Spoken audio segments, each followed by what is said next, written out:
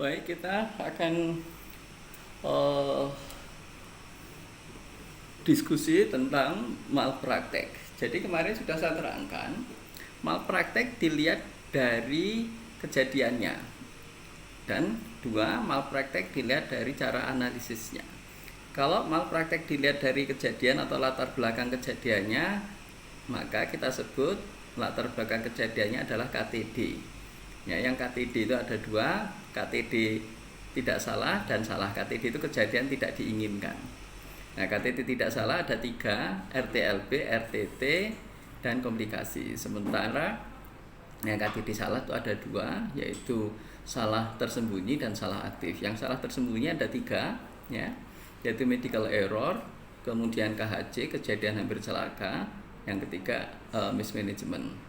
Sementara yang salah aktif ada tiga, negligence yaitu kelalaian, kemudian intentional atau kesengajaan, yang ketiga lack of skill. Lack of skill sendiri ada dua, yaitu under competence dan out of competence.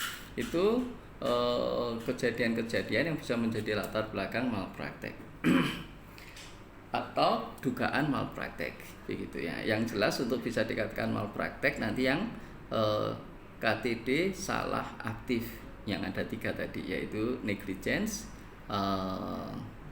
kesengajaan, ya, negligence itu kelalaian, kemudian intentional atau kesengajaan, yang ketiga lack of skill. Oke, itu dilihat dari latar belakang kejadiannya, yaitu KTD. Kemudian cara analisisnya untuk malpraktek ada dua, yaitu dengan cara kontrak terapeutik, yang kedua dengan menggunakan 4D. Nah, kita sekarang membicarakan konsep, ya, analisis malpraktek berdasarkan kontrak terapeutik. Untuk ini materi ada di halaman 142, di slide 142 di Hukes 2020 ya. Nanti sekalian dicek di sana. Tak terangkan di sini. Konsep pertama, kontrak terapeutik sebagai cara untuk analisis malpraktek. Di dalam kontrak terapeutik, ya, sesuai dengan pasal 1320 KUH Perdata, itu syarat yang ada 4 syarat sahnya kontraknya. Empat syarat itu: 1, saling setuju; 2, cakap; 3, hal tertentu; 4, hal yang halal. Nah, kemudian saling setuju harus terjadi. Kalau nggak ada saling setuju, otomatis nggak ada kontrak terapeutik. Kemudian cakap, pasien dengan pasiennya posisinya cakap. Kalau tenaga kesehatan, dokternya yang melakukan praktek harus sudah cakap dulu. Kemudian yang ketiga, hal tertentu, yaitu masalah pelayanan kesehatan. Kemudian yang keempat, hal yang halal. Ya. Di dalam peristiwa kontrak, ya, maka masing-masing pihak memiliki kewajiban. Ya, kewajiban itu muncul lebih dulu. Ya. Secara alamiah begitu. Nah, kewajiban dari pihak dokter menjadi haknya pasien, kewajiban dari pihak pasien menjadi haknya dokter kalau itu tenaga kesehatannya dokter.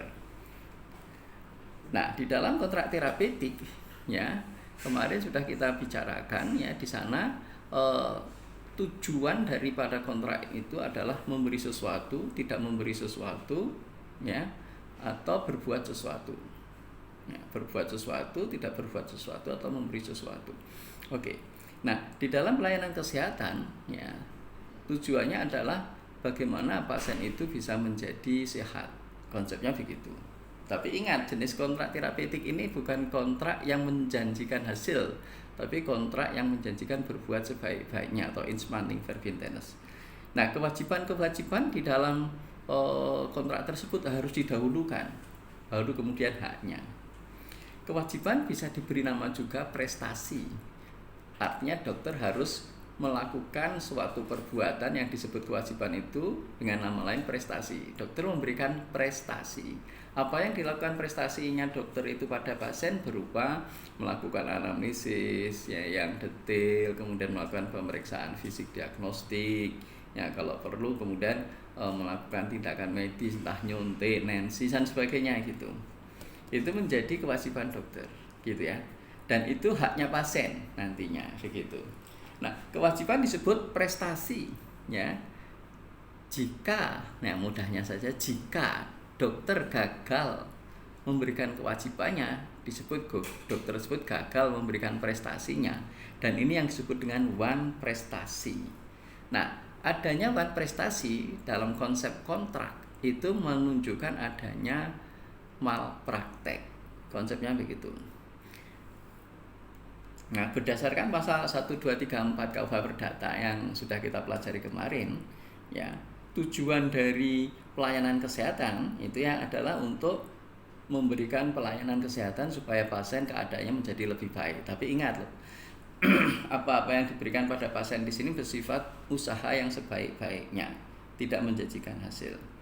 Ya, kalau dalam pelayanan kesehatan memberikan sesuatu itu bisa memberikan obat lah, memberikan alat-alat medis lah begitu, sesuai dengan kesepakatan gitu ya. Berbuat sesuatunya misalnya melakukan operasi, melakukan tensi ya.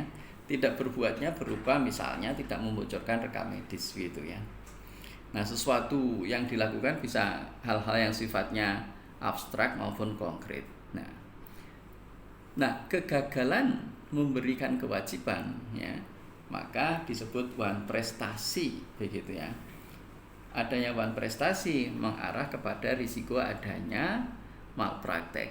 Kalau diawali dari kontrak terapeutik sebetulnya ada yang wan prestasi, kompensasinya adalah ganti rugi gitu saja sebetulnya ya. Tapi nanti kita mesti evaluasi dulu jenis-jenis wan prestasi. Ya.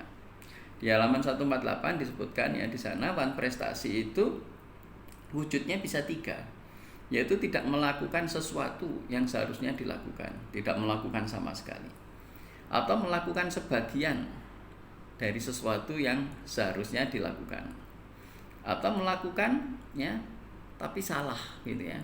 Jadi melakukan sesuatu yang harusnya melakukan A dilakukannya B ya. Jadi memberikan sesuatu tapi tidak sesuai begitu. Nah, ini juga disebut wan prestasi.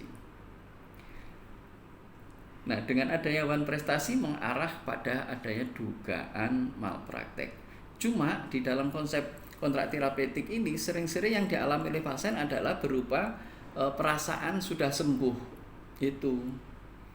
Kalau dia merasa belum sembuh atau baru sembuh sebagian gitu ya, atau tidak sembuh sama sekali gitu katakanlah gitu, itu kemudian dikatakan sering-sering sebagai peristiwa malpraktek. Loh, saya sudah bayar mahal-mahal, sudah melakukan tindakan gitu ya, tapi kok nggak sembuh gitu ya, malah sakitnya tambah parah. Nah, seperti itu sering-sering kemudian mengarah kepada konsep wan prestasi dianggap oleh pasien karena wan prestasi ya malpraktek. Apakah semudah itu?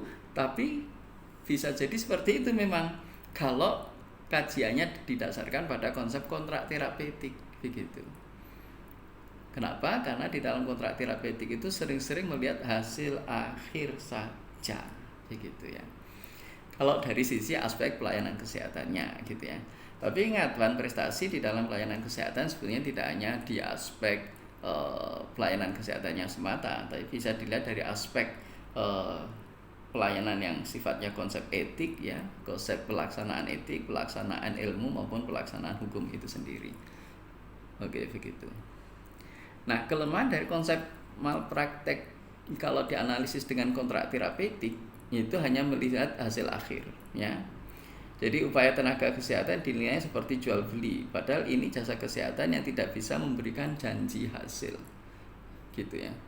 Sehingga di dalam peristiwa kontrak terapeutik sering tidak memperhatikan proses pelayanan kesehatan atau proses kesembuhan itu sendiri. Sementara proses untuk sembuh gitu ya, selain kemudian dokternya sudah melakukan kewajiban-kewajiban tersebut, pasien juga memiliki kewajiban-kewajiban yang harus dilakukan ya selama dia tidak kontak dengan dokter, yaitu waktu di rumah, yaitu minum obat dengan teratur ya, melaksanakan advice dokter, entah itu istirahat, entah itu makan makanan tertentu ya, kemudian melakukan kegiatan-kegiatan yang sesuai seperti yang disarankan dokter ya. Nah, yang kondisi-kondisi di luar obat ya, selain obat itu juga mempengaruhi kesehatan. Nah, itu tentu tergantung kepada ketaatan pasien atau kondisi pasien ya, lingkungan pasien dan seterusnya. Nah, untuk itu sebetulnya variabel untuk bisa mendapatkan hasil ya, prestasi yang diharapkan oleh pasien tersebut itu kembali juga pada etikat pasien itu untuk sembuhnya seperti apa. Nah, dari sinilah maka kelemahan dari analisis kontrak terapeutik itu, kalau hanya melihat hasil, sering-sering dokter bisa menjadi korban. Kenapa? Karena untuk sembuh sebetulnya variabelnya banyak. Oke, itu cara yang paling sederhana untuk menganalisa adanya malpraktek menurut konsep kontrak terapeutik. Tapi ingat, kontrak terapeutik sebagai analisis adanya malpraktek masih simple. Baik.